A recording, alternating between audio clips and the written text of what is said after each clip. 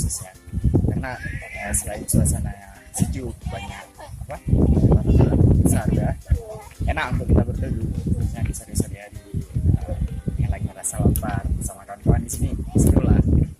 Habis itu di sini juga banyak tempat-tempat ataupun mainan yang bisa kita peduli. Nah, kita main lah sama-sama seruan dapat jelas kalau puasa sih bareng kawan lah nggak mungkin ada pacar nanti puasa yang batal. Kalau bareng kawan enak bisa seru kan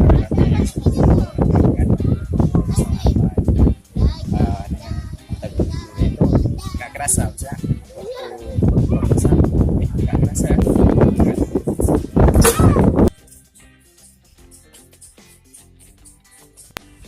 Gimana kita bilang bahwasanya hutan kota ini adalah bentuk dari apresiasi masyarakat terlalu banyak ke sini karena suasananya itu yang menunjukkan hati dan sebagainya. Itu membuat kita sebagian mengenal keanekaragaman banyak keanekaragaman hayati, pepohonan dan sebagainya. Hutan kota inilah salah satu bentuk agak